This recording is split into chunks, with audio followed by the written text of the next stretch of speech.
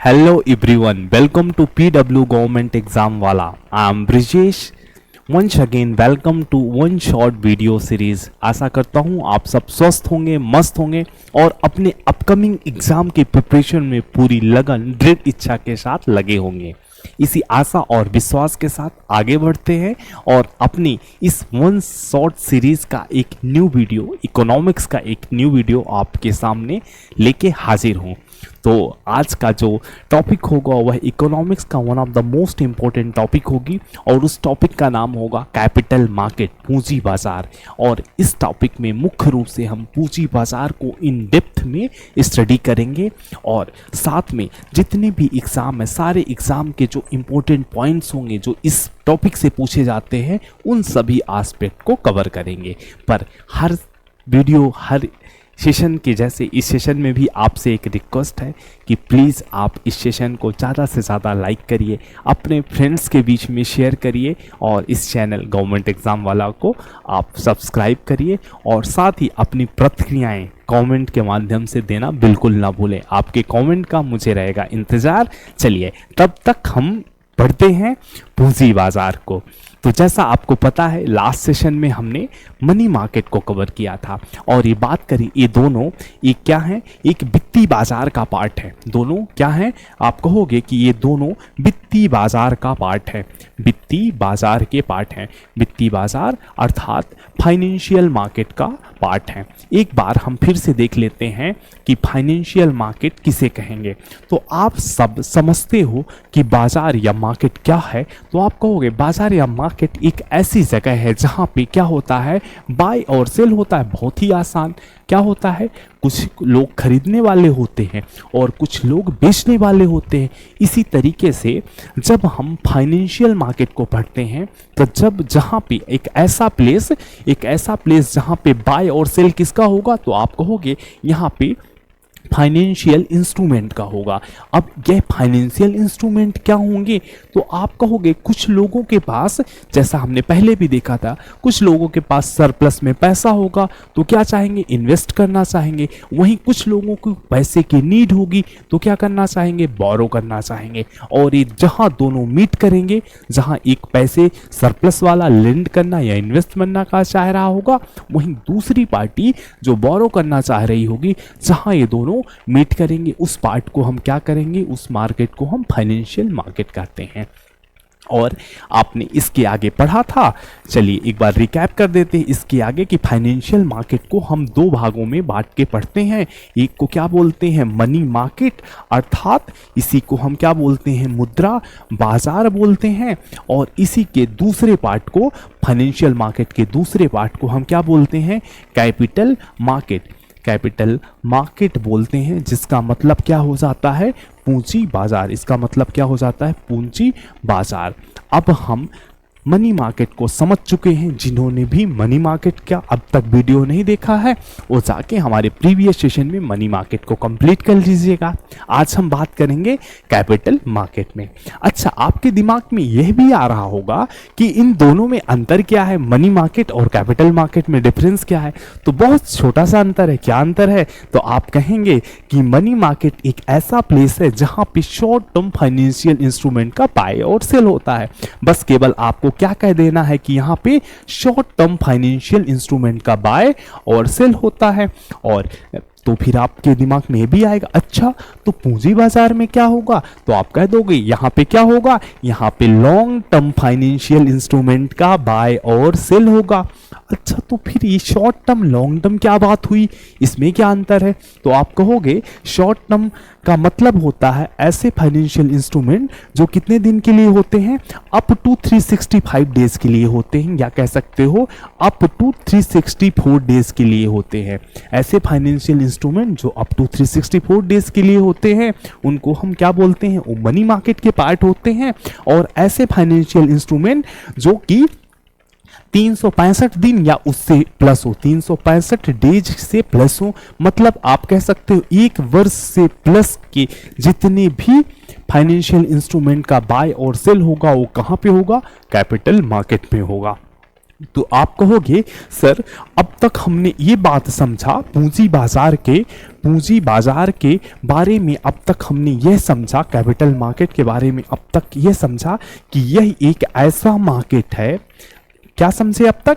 आप कहोगे कि अब तक हमने ये समझा कि कैपिटल मार्केट एक ऐसा मार्केट है जहां पे लॉन्ग टर्म सिक्योरिटीज का बाय और सेल हो रहा है। तो जी बिल्कुल, आपने बिल्कुल सही समझा। फिर मैं पूछूंगा कि लॉन्ग टर्म सिक्योरिटीज क्या होगी, आप क्या होगी यहाँ पे लॉन्ग टर्म सिक्योरिटीज, मार्केट लिख दिया मैंने, लॉन्ग टर्म सिक्योरिटीज का क्या हो रहा है, या लॉन्ग टर्म फाइनेंशियल इंस्ट्रूमेंट का, सिक्योरिटीज कह सकते हैं, या फाइनेंशियल इंस्ट्रूमेंट का बाय और सेल हो रहा है। अब लॉन्ग टर्म से क्या मतलब है? तो आप कहोगे जी सर मैं समझ चुका हूं, लॉन्ग टर्म का मतलब होता है एक वर्ष से ज्यादा के जो भी वित्तीय उपकरण होंगे जहां पे बाय और सेल होगा वह बाजार पूंजी बाजार कहेंगे।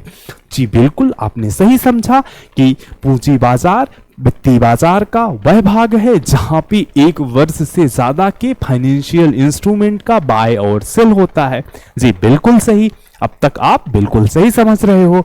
अब हम इसके आगे की कुछ चीजों को समझेंगे। तो जो हमारा फाइनेंशियल मार्केट का कैपिटल मार्केट का पार्ट है वहां पे लॉन्ग टर्म सिक्योरिटीज का बाय और सेल होता है। अब हम जो यह कैपिटल मार्केट है इसको भी दो भागों में बांट कर पढ़ते हैं। अब जो कैपिटल मार्केट है उसको हम दो भागों में बांट कर पढ़ते हैं। अच्छा, तो वह दो भाग कौन है?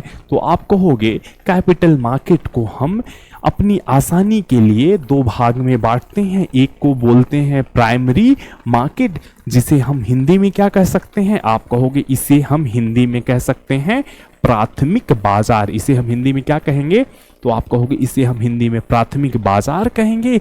और इसका जो दूसरा भाग होगा इसको हम कहेंगे सेकेंडरी मार्केट। इसको क्या कहेंगे? सेकेंडरी मार्केट, या इसी को हम हिंदी में क्या कह देंगे? आप इसी को हिंदी में कह दोगे द्वितीयक बाजार। द्वितीयक बाजार। अब हम क्या समझे, एक नई चीज हमारे सामने आ गई कि जो कैपिटल मार्केट होगा उसको हम दो भागों में बांट के पढ़ेंगे। एक को क्या बोलेंगे? तो आप कहोगे इसको बोलेंगे प्राथमिक बाजार, और इसको क्या बोलेंगे? द्वितीयक बाजार या सेकेंडरी मार्केट।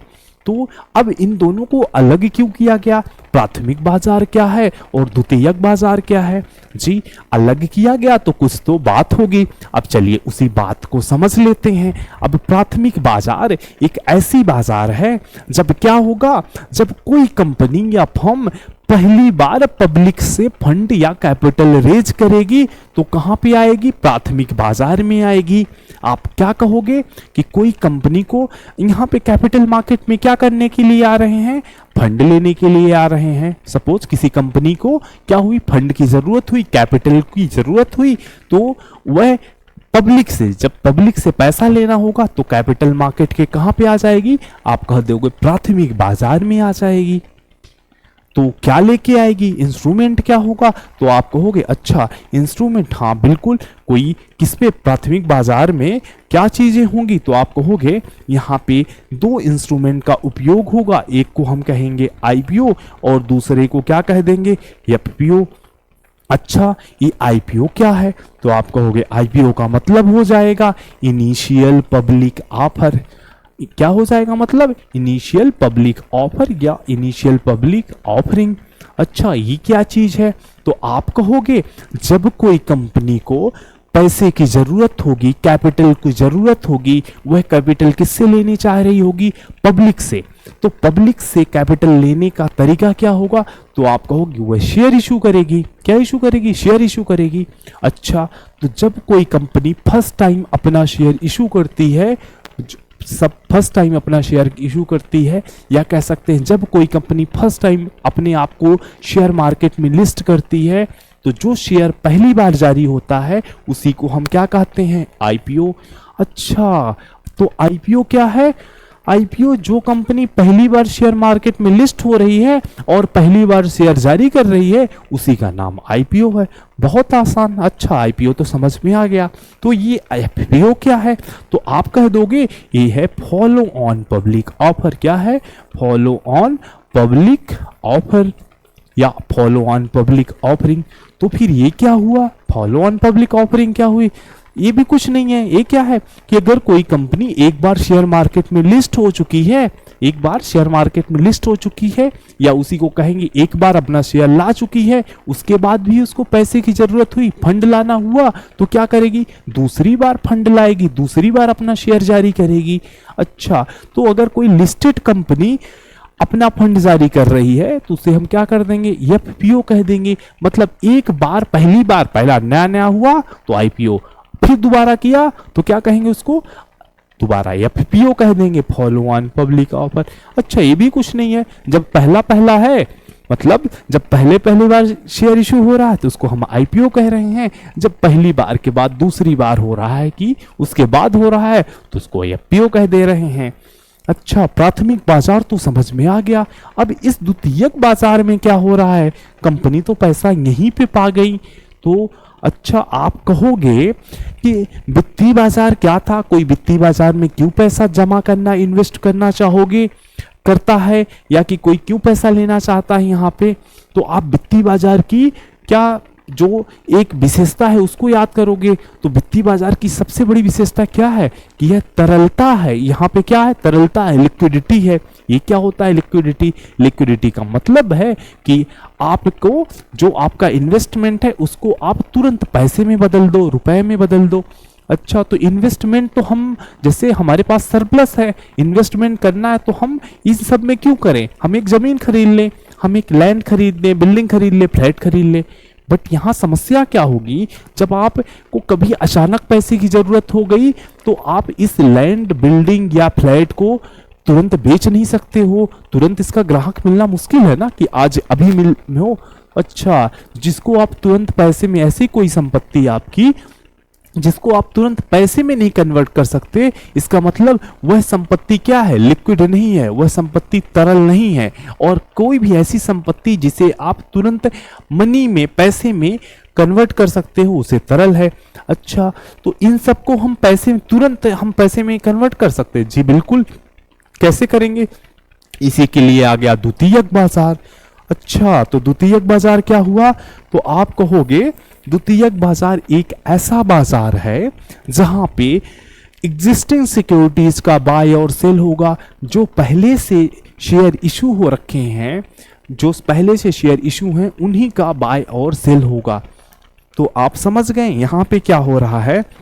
आप कहोगे कि द्वितीयक बाजार में जो एग्जिस्टिंग सिक्योरिटी है, मतलब जो पहले से शेयर इशू हैं, एग्जिस्टिंग सिक्योरिटीज का क्या हो रहा है, आप कहोगे यहाँ पे एग्जिस्टिंग सिक्योरिटीज का बाय और सेल हो रहा है। तो यहाँ पे प्राथमिक बाजार में, अच्छा, आपने प्राथमिक बाजार को क्या समझा, आप कहोगे प्राथमिक बाजार वह बाजार है जब कोई कंपनी अपने आप को पहली बार शेयर मार्केट में लिस्ट करेगी या कोई कंपनी अपना शेयर पब्लिक को देगी।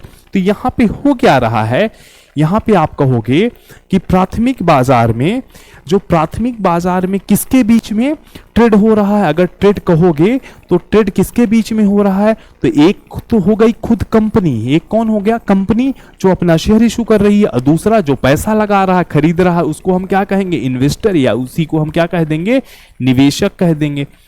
तो यहां पे प्राथमिक बाजार में किसके बीच में, कंपनी और निवेशक के बीच में क्या एक ट्रेड हो रहा है, व्यापार हो रहा है, खरीद बिक्री हो रही है। जबकि वहीं आप द्वितीयक बाजार में क्या कहोगे कि एक निवेशक अपना शेयर, जैसे मैं इन्वेस्टर हूं, शेयर मार्केट में मैंने शेयर खरीदा और फिर मैं सेल कर रहा हूं, किसके लिए, पैसे की जरूरत पड़ गई तो कोई किसको बेच रहा हूं, एक दूसरे इन्वेस्टर को बेच रहा हूं जो पहले से खरीद रखा है। मतलब एक निवेशक जब दूसरे निवेशक को अपना शेयर बेचे तो उसको क्या कहेंगे, वो द्वितीयक बाजार हो जाएगी। तो आप कह सकते हैं यहाँ पे ट्रेड किसके बीच में हो रहा है, तो बिटवीन इन्वेस्टर टू इन्वेस्टर के बीच में यहाँ पे ट्रेड हो रहा है, निवेशक, दो निवेशकों के मध्य यहाँ पे ट्रेड हो रहा है। तो यहाँ पे आपने मुख्य बातें कुछ समझी, जिसको एक बार हम फिर से रिकैप करेंगे। रिकैप, पूंजी बाजार, पूंजी बाजार आपको समझ में आ गया। पूंजी बाजार क्या है, कोई पूछे आप कहोगे एक ऐसा बाजार है, इट इज अ मार्केट, ऐसा बाजार है जहां पे क्या हो रहा है, लॉन्ग टर्म सिक्योरिटीज का बाय और सेल हो रहा है, दीर्घकालीन प्रतिभूतियों की खरीद और बिक्री हो रही है। अच्छा, ये तो समझा था। फिर हमने कहा था, अभी पढ़ा कि प्राथमिक जो हमारा कैपिटल मार्केट है, पूंजी बाजार है, उसको दो भागों में, प्राथमिक और द्वितीयक, दो भागों में बांट के पढ़ते हैं। जहां प्राथमिक बाजार में पहली बार कोई कंपनी लिस्ट होती है या पहली बार जो शेयर जारी होता है उसके थ्रू पैसा आता है और उसको हम आईपीओ कह दिए थे। और कोई आईपीओ के बाद फिर से कंपनी अगर किसी निवेशक के थ्रू कैपिटल रेज करी या कंपनी अपना शेयर किसी निवेशक को बेचे तो उसको क्या कह दिए थे, एफपीओ कह रहे थे। और यहाँ पे कंपनी और निवेशक के मध्य क्या हो रहा था, एक तरीके से आप कहे ट्रेड हो रहा था।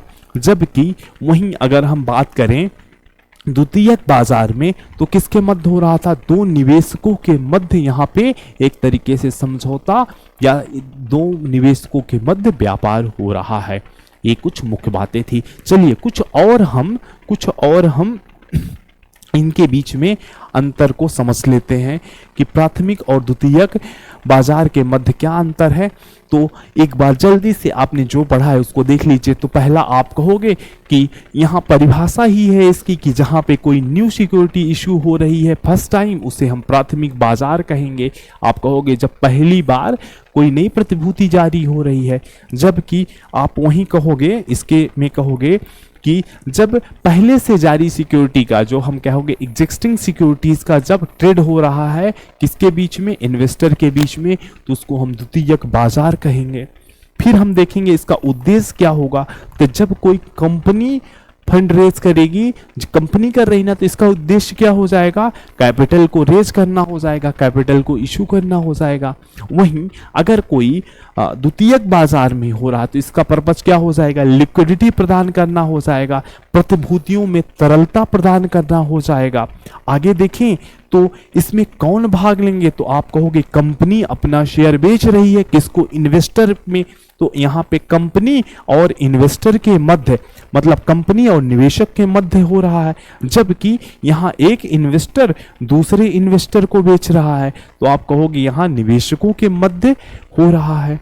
तो ये मुख्य बातें हुई प्राथमिक और द्वितीयक बाजार के मध्य। साथ ही आप कहोगे और देख लेते हैं अंतर। तो आप कहोगे यहाँ पे कीमत निर्धारण कैसे होगा। तो जब प्राथमिक बाजार में पहली बार कोई कंपनी शेयर जारी करती है तो वह मिनिमम, जो उसकी मिनिमम प्राइस होती है वह खुद कंपनी निश्चित करती है। जबकि द्वितीयक बाजार में कीमत का निर्धारण किससे होगा, मांग एवं आपूर्ति से होगा, डिमांड एंड सप्लाई से होगा। और एक बात, जब हम कहेंगे आगे देखें कि और क्या अंतर है, जब कोई कंपनी अपना शेयर इशू कर रही, दे रही, तो वहां पे क्या हो रहा है, ऑनरशिप का ट्रांसफर कंपनी से इन्वेस्टर के बीच में हो रहा है। जबकि वहीं सेकेंडरी बाजार में ऑनरशिप का ट्रांसफर किसके बीच हो रहा है, बिटवीन इन्वेस्टर हो रहा है, निवेशकों के मध्य हो रहा है। आगे बढ़े तो यहाँ पे देखते हैं, जैसे एग्जाम्पल देख लेते हैं। जो और एग्जाम्पल क्या है, यहाँ पे हम आईपीओ लेके आते हैं, एफपीओ लेके आते हैं। जबकि यहाँ पे हम किसी कंपनी के शेयर, जैसे कोई भी कंपनी हो सकती है, उसके शेयर को हम क्या करते हैं, जो लिस्टेड शेयर है उसी को हम खरीद बिक्री करते हैं। अब चलिए, अब तक हमने पूंजी बाजार को समझा, पूंजी बाजार के दोनों भागों प्राथमिक बाजार और द्वितीयक बाजार को समझा। अब चलिए समझते हैं कि पूंजी बाजार में किन उपकरणों का प्रयोग करके कैपिटल रेज की जाती है या कहें पूंजी को प्राप्त किया जाता है। तो हम आते हैं और देखते हैं।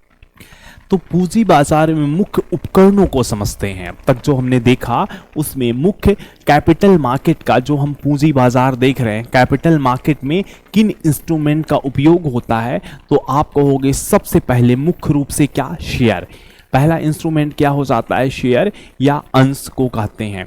शेयर या अंश क्या होता है, तो आप कहोगे एक कंपनी की ऑनरशिप का एक पार्ट होता है, पार्ट ऑफ ऑनरशिप होता है, मतलब कंपनी के स्वामित्व का एक भाग होता है।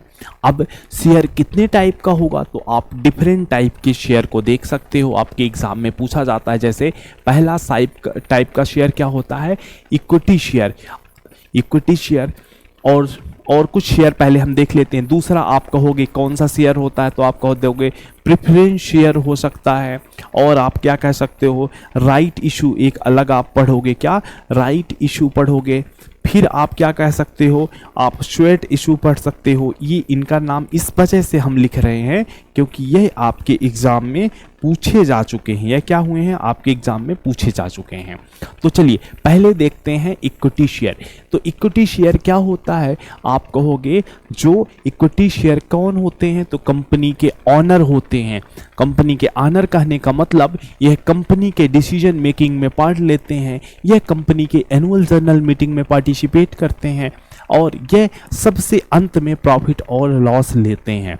ठीक है, वो कौन होते हैं, इक्विटी शेयर होल्डर होते हैं। दूसरा शेयर का टाइप क्या है, तो आप कहोगे प्रेफरेंस शेयर। अब प्रेफरेंस शेयर क्या होते हैं, आप कहोगे जिनको कंपनी के प्रॉफिट और लॉस में पहले प्रेफरेंस दिया जाता है। मतलब जब डिविडेंड का डिस्ट्रीब्यूशन होगा तो इनको क्या होगी, इनको प्रायोरिटी दी जाएगी। बट क्या यह मीटिंग में भाग लेंगे, ये ऑनरशिप का पार्ट होंगे, तो आप कहोगे नहीं, ये मीटिंग का पार्ट नहीं होंगे, ऑनरशिप का पार्ट नहीं होगा। ये हो गया। इसके अलावा कुछ और बातों को समझते हैं। और बातों को समझने के लिए आप देखोगे कि इसमें दो प्रकार के और शेयर को देखते हैं। जैसे एक आपके प्रश्न में पूछा जाता है राइट इशू किसे कहते हैं, तो यह भी क्या है, राइट इशू भी शेयर का एक टाइप है। क्या है, शेयर का एक टाइप है। कौन सा टाइप है, कहेंगे कि जब शेयर को क्या किया जा रहा हो, जब कोई शेयर इशू किया जा रहा हो और उसमें यह रिस्ट्रिक्शन लगा दिया जाए, यह बाधा लगा दिया जाए, या कि यह टर्म कंडीशन लगा दिया जाए कि पर्टिकुलर शेयर किन किन को व्यक्तियों को मिलेगा। तो राइट इशू के कंडीशन में अगर कंपनी कहे कि हम शेयर इशू कर रहे हैं बट ये शेयर कौन खरीद सकता है, तो कंपनी क्या कह रही है राइट इशू के लिए कि यह शेयर वही लोग खरीद सकते हैं जिनके पास कंपनी का पहले शेयर है। मतलब जो एग्जिस्टिंग शेयर होल्डर ही अगर कंपनी के न्यू इशू शेयर को खरीदें तो उसको क्या बोलते हैं, उसको राइट इशू बोलते हैं। यहाँ पे आप देख सकते हैं कि जब केवल एग्जिस्टिंग शेयर होल्डर खरीदे एज अ रिकॉर्ड, उसको हम क्या बोलते हैं, राइट इशू बोलते हैं। जब को स्वेट शेयर किसे बोलते हैं, आप कहोगे स्वेट शेयर जब कोई कंपनी अपने एम्प्लॉय या डायरेक्टर को शेयर इशू करती है तो उसको क्या बोलते हैं, स्वेट इशू बोलते हैं। ध्यान रखना, स्वेट इक्विटी शेयर किसे कहेंगे, तो आप कहोगे जब यह कंपनी किसी अपने डायरेक्टर या एम्प्लॉय को शेयर इशू करती है। और एक बात और ध्यान रखना, स्वेट शेयर हमेशा किस में होंगे, डिस्काउंट में या विदाउट कंसिडरेशन में कंपनी शेयर दे सकती है। तो हमने देखा कि कैपिटल मार्केट का प्रमुख उपकरण क्या हो गया जिसके माध्यम से लॉन्ग टर्म कैपिटल रेज करेंगे, तो पहला उपकरण शेयर हो गया। शेयर में हमने देखा इक्विटी शेयर होल्डर कौन होते हैं, कंपनी के मालिक होते हैं, कंपनी की मीटिंग में पार्टिसिपेट करते हैं, लाभ और हानि का बट इनके हिस्से में सबसे लास्ट में आती है। दूसरे शेयर होल्डर प्रेफरेंस है, जिनको प्रेफरेंस दिया जाता है डिविडेंड डिस्ट्रीब्यूशन में, प्रॉफिट लॉस में पहले इनको क्लियर किया जाता है, वो प्रेफरेंस शेयर होल्डर होते हैं। राइट इशू एक स्पेशल प्रकार का शेयर इशू है जहां पे कंपनी या रिस्ट्रिक्शंस लगा देती है कि यह शेयर कौन खरीद सकता है, यह शेयर कोई एग्जिस्टिंग शेयर होल्डर ही खरीद सकता है, तो उसको हम क्या बोल देते हैं, उसको राइट इशू बोल देते हैं। और चौथा क्या था, बोनस इक्विटी शेयर या बोनस शेयर। तो आप कहोगे बोनस शेयर या बोनस इक्विटी शेयर क्या है, जब कंपनी या रिस्ट्रिक्शंस लगा दे कि कोई न्यू जो इशू शेयर है वह कंपनी का एम्प्लॉय डायरेक्टर ही परचेज कर सकता है, और जो स्वेट इशू होगा वो किस पे होगा, वह डिस्काउंट में इशू होगा, डिस्काउंट में इशू होगा, या company as a consideration as a gift भी स्वेट इशू दे सकती है। यह मुख्य भाग हो गए किसके, शेयर के मुख्य भाग हो जाते हैं। आगे अब हम अन्य इंस्ट्रूमेंट को देखते हैं। अब तक कैपिटल मार्केट की एक मुख्य इंस्ट्रूमेंट को देखा, वह कौन था, शेयर था। शेयर के अलावा और क्या इंस्ट्रूमेंट होंगे, तो आप कहोगे शेयर के अलावा और क्या जारी होता है कैपिटल मार्केट से, तो कहोगे आप बॉन्ड। बॉन्ड क्या है, तो बॉन्ड क्या है, चलिए समझते हैं बॉन्ड क्या है। तो बॉन्ड आप कहोगे बॉन्ड क्या है, इसको हम डिटेल में बता देते हैं। बॉन्ड क्या है, तो आप कहोगे ये क्या है, एक तरीके से डेट इंस्ट्रूमेंट है। इसको आप क्या कहोगे, एक तरीके से यह डेट इंस्ट्रूमेंट है, डेट इंस्ट्रूमेंट है। डेट इंस्ट्रूमेंट कहने का मतलब क्या हो जाता है, जब इसके माध्यम से कर्ज लिया जाता है, ध्यान रखना, इसके माध्यम से ऋण के रूप में पैसा जब लिया जाए, जब ओनरशिप का ट्रांसफर न किया जाए तो क्या कहेंगे, उसको बॉन्ड कहेंगे। अब बॉन्ड जारी कौन करता है, इसमें ध्यान रखना है, बॉन्ड इशू कौन कर सकता है, तो आप कहोगे जब कोई कॉरपोरेशन, मतलब जब कोई गवर्नमेंट एजेंसी कॉरपोरेशन कहें या म्यूनसिपॉलिटी कह सकते हैं, म्यूनसिपालिटी कह सकते हैं, जब कोई गवर्नमेंट इंस्टीट्यूशंस ऋण लेता है। अगर हम बात करें कोई जैसे नगर निगम हो गया, अपने ऋण उस क्षेत्र के विकास के लिए क्या लेगा, एक ऋण लेगा, लोन लेगा, कैपिटल लेगा विदाउट ओनरशिप ट्रांसफर किए हुए, तो उस इंस्ट्रूमेंट को हम क्या कहेंगे, बॉन्ड कहेंगे।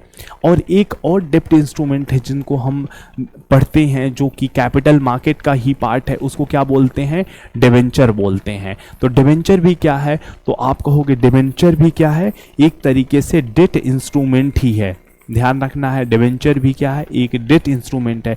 बट अंतर किसका है, इशू का अंतर है। किसको इशू कौन करता है, तो आप कहोगे जब कोई कंपनी क्या करती है, फंड बोरो करती है या लॉन्ग टर्म फंड लेती है, तो उसको क्या बोलते हैं, डिबेंचर बोलते हैं। ध्यान रखना है आपको।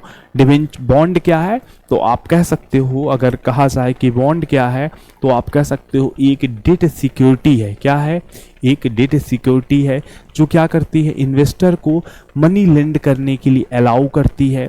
इसमें क्या करते हैं, कॉरपोरेशन, म्यूनसिपॉलिटीज और गवर्नमेंट इंस्टीट्यूशन, जब कोई government institution long term capital की नीड को विदाउट ऑनरशिप ट्रांसफर किए हुए फुलफिल करता है, तो उसको क्या बोलते हैं, उसको बॉन्ड बोलते हैं। ध्यान रखना है। वहीं डिबेंचर क्या हो गया, डिबेंचर भी एक लॉन्ग टर्म डेट इंस्ट्रूमेंट है, और यहाँ पे क्या होता है, एक तरीके से लोन है। और यहाँ पे इन्वेस्टर की बात करें को क्या कहते हैं कि इन्वेस्टर, अगर एक इन्वेस्टर इन्वेस्ट करते हैं और उनको एक फिक्स्ड अमाउंट में इंटरेस्ट मिलता है। ध्यान रखना है, उनको कोई भी इन्वेस्टर हुआ अगर बॉन्ड में या डिबेंचर में इन्वेस्ट कर रहा है तो उनको क्या मिलेंगे, उनको फिक्स परसेंटेज क्या मिलता है, इंटरेस्ट मिलता है। तो अब तक हमने देखा कि कैपिटल मार्केट में शेयर को देखा मुख्य इंस्ट्रूमेंट के रूप में, बॉन्ड को देखा और डिबेंचर को देखा। आगे देखते हैं, आगे यहाँ पे एक और इंस्ट्रूमेंट हो जाता है, उस इंस्ट्रूमेंट का क्या नाम है, म्यूचुअल फंड। म्यूचुअल फंड क्या है, तो कहेंगे कि एक तरीके से कंपनी है, ये क्या है, एक फर्म है जो क्या करती है, मनी का पूल करती है, मनी पूल करती है इन्वेस्टर से। अगर ऐसे इन्वेस्टर जिनके पास मार्केट की एक्सपर्टीज नहीं है और वो क्या करना चाहते हैं, इन्वेस्ट करना चाहते हैं, तो ये वो क्या करेंगे, एक ऐसी फर्म, म्यूचुअल फंड क्या है, ऐसे लोगों को ही टारगेट करती है, ऐसी फर्म है जिसके पास मार्केट की एक्सपर्टीज है। क्या है, मार्केट की एक्सपर्टीज है। अब इस मार्केट की एक्सपर्टीज का उपयोग करते हैं इन्वेस्टर से मनी लेके, मनी का एक पूल बनाते हैं और इसमें उस इन्वेस्टमेंट को डाइवर्सिफाई करते हैं, मतलब एक डाइवर्सिफिकेशन करते हैं। और अब जो उस फंड है, पूल को अलग अलग सेगमेंट में इन्वेस्टमेंट करते हैं। तो एक तरीके से आप कहेंगे ये एक मनी का पूल है। आगे हम बात कर लेते हैं इन्हीं में से कुछ चीज़ों को और डिटेल में बात कर लेते हैं। जैसे हमने देखा, शेयर को देख चुके हैं, इक्विटी शेयर क्या है आपने देख चुके, मेन इंस्ट्रूमेंट को देख रहे हैं यहाँ पे जिसका अभी हमने डिस्कशन किया। तो मेन इंस्ट्रूमेंट जैसे हम इक्विटी शेयर को देखते हैं तो ये क्या है, ये कंपनी को दीर्घकालीन पूंजी प्रदान करने का मुख्य स्रोत है। यहाँ पे जो खरीदता है इक्विटी शेयर को, जो खरीदता है उसे हम क्या कहते हैं, वो कंपनी का आंशिक मालिक होता है, उस पार्ट का ओनर होता है और इसके पास मतदान का अधिकार होता है। जिसके पास इक्विटी शेयर होगा उसके पास मतदान का अधिकार होगा, उसके पास वोटिंग राइट होगी और वह क्या कंपनी के कार्य में अपना क्या है, भाग ले सकता है। और जो शेयर लेता है उसको रिटर्न में क्या मिलता है, तो आप कहोगे उसको रिटर्न में डिविडेंड मिलता है। शेयर के रिटर्न में क्या मिलेगा, तो आप कहोगे उनके रिटर्न में डिविडेंड मिलता है। और जब उनका कैपिटल एप्रिसिएशन होगा, सेल करने में जो मार्जिन आती है उसको क्या बोलते हैं, उसको कैपिटल गेन बोलते हैं। तो पहला इंस्ट्रूमेंट शेयर को हमने देख लिया। आगे बढ़ते हैं, दूसरा इंस्ट्रूमेंट देखते हैं, डिबेंचर। तो आपने देखा डिबेंचर क्या है, एक लॉन्ग टर्म डेट इंस्ट्रूमेंट है। आप कहोगे यह दीर्घकालीन ऋण प्राप्त करने का एक उपकरण है जिसे कोई कंपनी, अगर यहाँ ध्यान रखना, कोई कंपनी जारी करती है, कंपनी जनता से ऋण लेती है, उधार लेती है और एक निश्चित ब्याज दर में, तो उसको क्या बोलते हैं, उसको डिबेंचर बोलेंगे, ध्यान रखना है।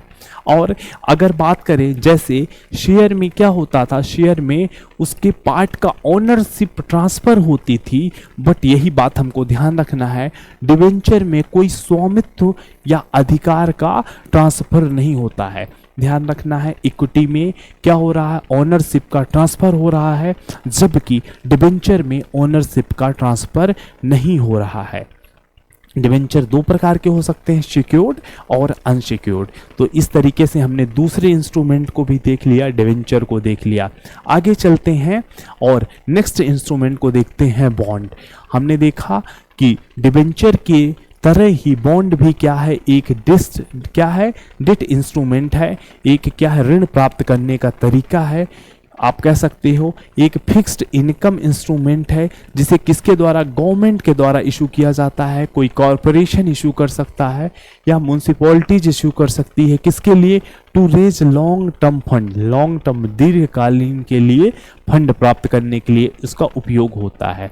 और इसमें भी डिबेंचर के जैसे इसमें भी हमको रिटर्न में क्या मिलता है, इंटरेस्ट मिलता है, और वह जो प्रिंसिपल अमाउंट होगी वह मैच्योरिटी पीरियड में मिल जाएगी। और यह शेप है, क्योंकि शेप क्यों है, क्योंकि इसको कौन इशू कर रहा है, आप कहोगे भारत सरकार, गवर्नमेंट या म्यूनसिपैलिटीज या कोई कॉरपोरेशन इशू कर रहा है, तो यह क्या होगा, सुरक्षित तो होगा ही। नेक्स्ट यही चीजें हमने यहाँ पे भी देख लिया, ये क्या है, नियत आय वाला एक वित्तीय साधन है, हिंदी में भी देख लिया। तो हमने देखा, किसको देखा, शेयर को देख लिया, डिबेंचर को देख लिया, बॉन्ड को देख लिया। आगे बढ़ते हैं और नेक्स्ट इंस्ट्रूमेंट हम किसको देखते हैं, डेरिवेटिव्स को देखते हैं। ध्यान रखना है, किसको देख रहे हैं, डेरिवेटिव्स को देखते हैं। नहीं, उसके पहले हम म्यूचुअल फंड को देख लें, देन डेरिवेटिव्स को देखते हैं। पहला, नेक्स्ट हमने अब तक क्या देखा, आपको ध्यान रखना है, अब तक हमने, अगर हम बात करें तो अब तक शेयर को समझ लिया, शेयर क्या होता है, आप कहोगे शेयर के टाइप्स भी हमने देख लिया। उसके बाद बॉन्ड को समझ लिया, बॉन्ड क्या होता है, फिर उसके बाद डिबेंचर को समझ लिया, डिबेंचर क्या होता है। अब समझते हैं म्यूचुअल फंड। तो आप कहोगे म्यूचुअल फंड क्या है, तो म्यूचुअल फंड एक मनी का क्या कर सकते हैं, मल्टीपल इन्वेस्टर से बीच में इन्वेस्ट किया जाता है। यहाँ पे ध्यान रखा, निवेशकों से पैसा इकट्ठा किया जाता है और उसे किसी शेयर, बॉन्ड या कि कोई भी अन्य सिक्योरिटीज में, विविध पोर्टफोलियो में, ध्यान रखना है यहाँ पे विविध पोर्टफोलियो, यहाँ डाइवर्सिफाइड पोर्टफोलियो में इन्वेस्ट किया जाता है। और एक एक्सपर्ट होता है, एक्सपर्ट को कहें कि एक प्रोफेशनल फंड मैनेजर के द्वारा इसको मैनेज किया जाता है, एक पेशेवर फंड मैनेजर के द्वारा इस जो फंड का इन्वेस्ट किया जाता है इसको मैनेज किया जाता है। और म्यूचुअल फंड उन निवेशकों के लिए उपयुक्त है, किसके लिए ज्यादा उपयुक्त माना जाता है, जिनको मार्केट की, बाजार की विशेषज्ञता नहीं है, जिन्हें एक्सपर्टीज नहीं है और वो शेयर मार्केट में अपना इन्वेस्टमेंट करना चाहते हैं। और ये कई तरीके से हो सकता है, फंड इक्विटी हो सकता है, ऋण इक्विटी हो सकता है, ऋण आधारित हो सकता है, हाइब्रिड हो सकता है, ये कई तरीके से हमको देखने को अब हम नेक्स्ट इंस्ट्रूमेंट को देखते हैं। नेक्स्ट इंस्ट्रूमेंट क्या हो जाएगा, गवर्नमेंट सिक्योरिटीज हो जाएगा। हमने क्या क्या देखा, आप कहोगे सर शेयर को समझ लिया, किसको समझ लिया, आप कहोगे शेयर के बारे में समझ लिया, शेयर को समझ लिया, और क्या समझा, आप कहोगे बॉन्ड को समझ लिया, आप कहोगे डिबेंचर को समझ लिया, डिबेंचर को समझ लिया, और आप किसको समझ लिए, म्यूचुअल फंड को समझ लिए, किसको, म्यूचुअल फंड को समझ लिए।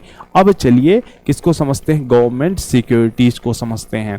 और गवर्नमेंट सिक्योरिटीज तो आप कहोगे इसको हमने पहले भी देखा था, जैसे आप कहोगे गवर्नमेंट सिक्योरिटीज क्या है, अगर बात करें यह भी बॉन्ड के जैसे ये क्या है, like a bond, debt instrument ही है, डेट इंस्ट्रूमेंट ही है, जिसे सेंट्रल और स्टेट गवर्नमेंट अपने फंड को बोरो करने के लिए यूज करती हैं। ध्यान रखना है, सेंट्रल और स्टेट गवर्नमेंट बोरो करती हैं फंड किससे?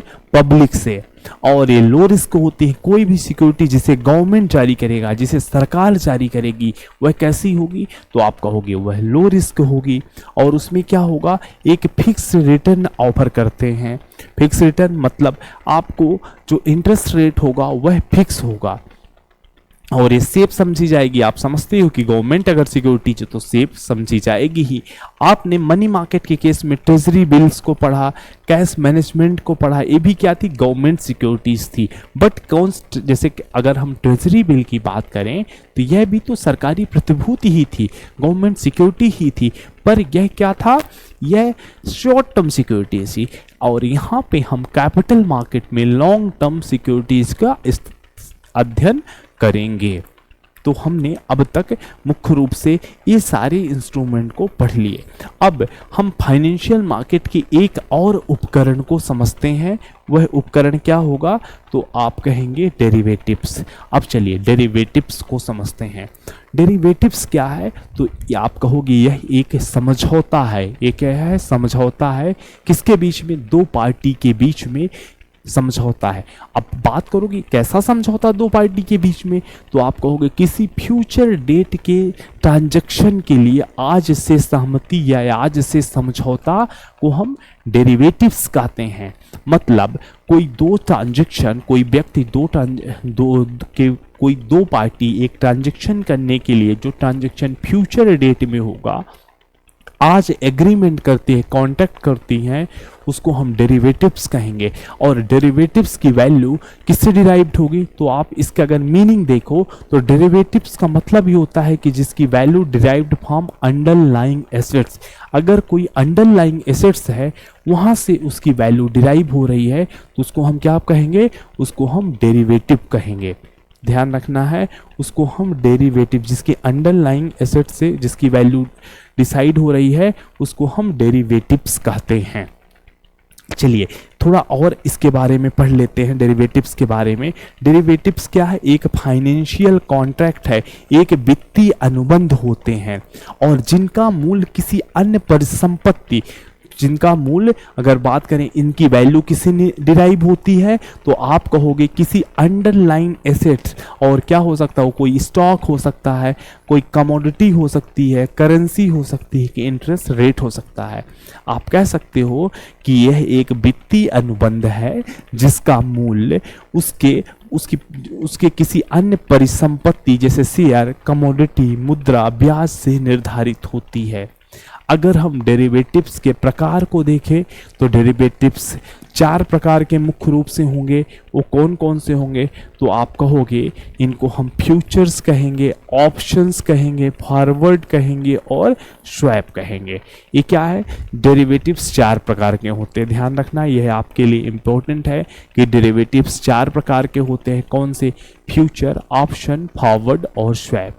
फ्यूचर किसे कहेंगे? जब कोई पार्टी, अगर ध्यान रखना है फ्यूचर क्या है, तो आप कहोगे कोई दो पार्टी के बीच में एग्रीमेंट हो रहा है किसी फ्यूचर डेट की डिलीवरी को लेके, आज ही सारी चीज़ फिक्स हो जा रही है, तो उसे क्या कहेंगे? उसे हम फ्यूचर कहेंगे। ध्यान रखना है। जैसे एग्जाम्पल की बात करें, अगर हम एग्जाम्पल की यहाँ पे बात करें तो कोई पेट्रोलियम कंपनी है, ध्यान रखना, कोई क्या है? पेट्रोलियम कंपनी है। ध्यान रखना, एग्जाम्पल देखें तो कोई पेट्रोलियम कंपनी और किसके बीच में? और एक एयरलाइन कंपनी के बीच में। एयरलाइन कंपनी के बीच में क्या होता है? एक कॉन्ट्रैक्ट होता है, कॉन्ट्रैक्ट हो रहा है। कॉन्ट्रैक्ट किस लिए हो रहा है?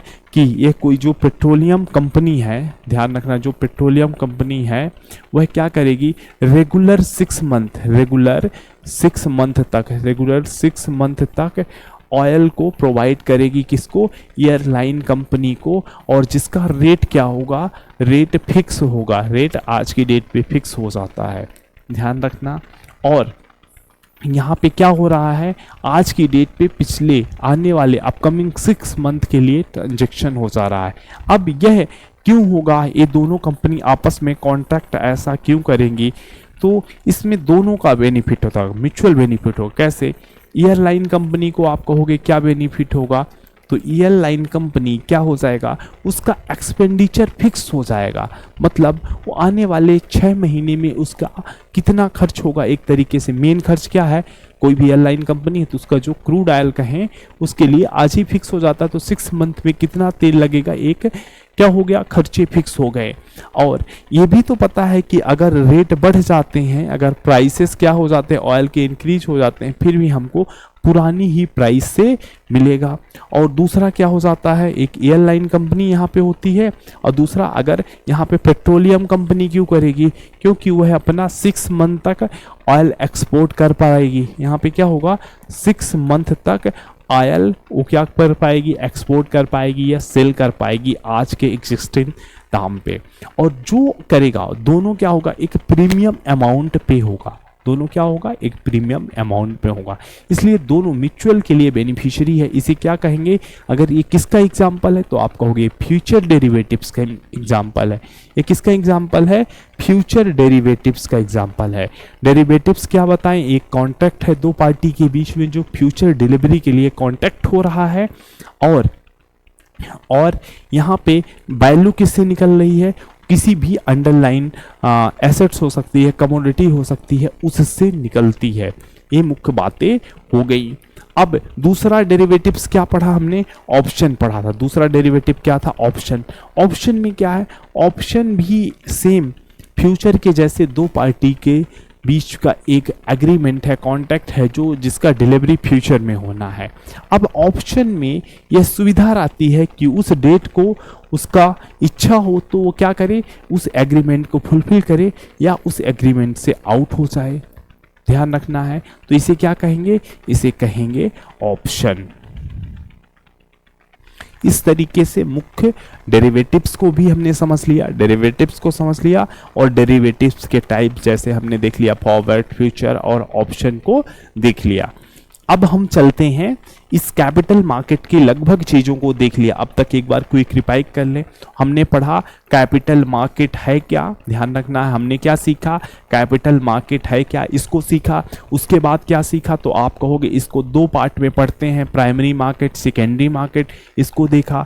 फिर आप कहोगे प्राइमरी मार्केट का मुख्य पार्ट क्या है, आईपीओ और एफपीओ, इसको सीखा। फिर आप कहोगे सेकेंडरी मार्केट में क्या होता, हमने इसमें सीखा कि इसमें एग्जिस्टिंग सिक्योरिटी का बाय और सेल होता है, या लिक्विडिटी प्रोवाइड करती है, इन बातों को सीखा। उसके बाद हमने क्या देखा कि कैपिटल मार्केट के इंस्ट्रूमेंट कौन है, इनको सीखा। तो आप कहोगे इंस्ट्रूमेंट में हमने शेयर देखा, और शेयर के डिफरेंट टाइप्स देखा, और क्या देखा, डिबेंचर देखा, और डिबेंचर के डिफरेंट टाइप्स को देखा, और क्या देखा, तो आप कहोगे बॉन्ड को देखा, और क्या देखा, म्यूचुअल फंड देखा, और गवर्नमेंट सिक्योरिटीज़ देखा, इन सारी चीज़ों को देखा।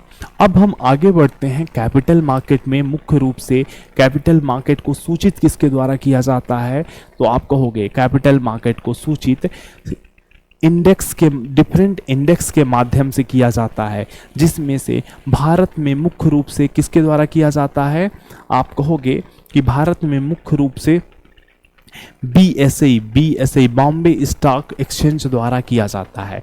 अब चलिए मुख्य रूप से हम कुछ इनकी बातों को समझ लेते हैं। बॉम्बे स्टॉक एक्सचेंज क्या है, जिसे हम किस नाम से जानते हैं, आप कहोगे इसे हम सेंसेक्स के नाम से जानते हैं। ये क्या करता है, तो ये डेली आपको 30 ब्लू चिप कंपनी का डाटा देता है, जिसके माध्यम से अपनी बाजार की उछाल और गिरावट को हम समझ पाते हैं। और दूसरा क्या है, दूसरा हम देखेंगे एनएसई है, नेशनल स्टॉक एक्सचेंज है। ये क्या जारी करता है, आप कहोगे ये निफ्टी 50 को जारी करता है, निफ्टी 50 को जारी करता है। चलिए कुछ और चीज़ों को हम समझते हैं। पहले क्या समझते हैं, stock exchange of India. Stock exchange of India देखते हैं हम, तो विश्व का पहला स्टॉक एक्सचेंज क्या होता है, ध्यान रखना है। विश्व का पहला स्टॉक एक्सचेंज कौन है, तो आप कहोगे यूरोनेक्स्ट है, जिसे हम क्या कहते हैं, एम्स्टर्डम में खोला गया। एम्स्टर्डम में पहला स्टॉक एक्सचेंज खोला गया। और अगर हम बीएसई की बात करें, ध्यान रखना है, अगर हम किसकी बात कर रहे हैं, बीएसई की बात कर रहे हैं, तो बीएसई की शुरुआत 1875 में नेटिव ब्रोकर एसोसिएशन के माध्यम से मुंबई में हुई और 1957 के बाद इसको रिकॉग्निशन मिलती है। 1975 में इसी का नाम क्या हो जाता है, जो नेटिव ब्रोकर एसोसिएशन था उसी का नाम क्या हो जाता है, बॉम्बे स्टॉक एक्सचेंज हो जाता है। ध्यान रखना, इसी का नाम बीएसई हो जाता है, बॉम्बे स्टॉक एक्सचेंज हो जाता है। और यह हमारी इकोनॉमी को क्या करता है, एक तरीके से परफॉर्मेंस का इंडिकेटर है। और जो बीएसई है स्टॉक एक्सचेंज, इसका हेडक्वार्टर कहाँ है, तो आप कहोगे इसका हेडक्वार्टर मुंबई में है। चलिए बीएसई को देख लिए। इसके बाद हम जो हमारा पूरा कैपिटल मार्केट का रेगुलेटर है, ध्यान रखना, जो कैपिटल मार्केट का रेगुलेटर है वो कौन है, एक बार इस बात को हम फिर से बात कर लें कि जो कैपिटल मार्केट का रेगुलेटर है, जो किसका, अगर हम बात करें कैपिटल मार्केट पूंजी बाजार का जो रेगुलेटर है वो कौन है, तो आप कहोगे सेबी है, security exchange board of India. इसका गठन कब हुआ, ध्यान रखना, आपसे पूछा जाए गठन कब हुआ, तो आप कहोगे 12 अप्रैल 1988 को इसको गठन हुआ। इसको अगर हम बात करें कि इसको बेनियमित कब किया गया, या इसके पास रेगुलेटरी पावर कब से आई, रेगुलेटरी पावर कब से आई, तो आप कहोगे इसे सेबी एक्ट 92 से आई। सेबी एक्ट 1992 से इसके पास पावर आई। और इसे फिर से अगर हम रेगुलेटेड, इसका चालू कब से हुआ, तो आप कहोगे ये आफ्टर सेबी एक्ट 13 जनवरी 1992 से सेबी का प्रारंभ होता है। तो सेबी के बारे में इतनी बातें आपको क्या करना होगा, ध्यान रखना होगा। सेबी कब स्टार्ट हुआ, तो आप कहोगे 12 अप्रैल 1988, 12 अप्रैल 1988 को प्रारंभ हुआ और 30 जनवरी 1992 को सेबी एक्ट के 1992 के माध्यम से उसको स्टैट्यूटरी अथॉरिटी क्या किया गया, बनाया गया। और सेबी का हेडक्वार्टर कहाँ है, तो आप इसको भी कहोगे ये कहाँ है, मुंबई में इसका हेडक्वार्टर होगा।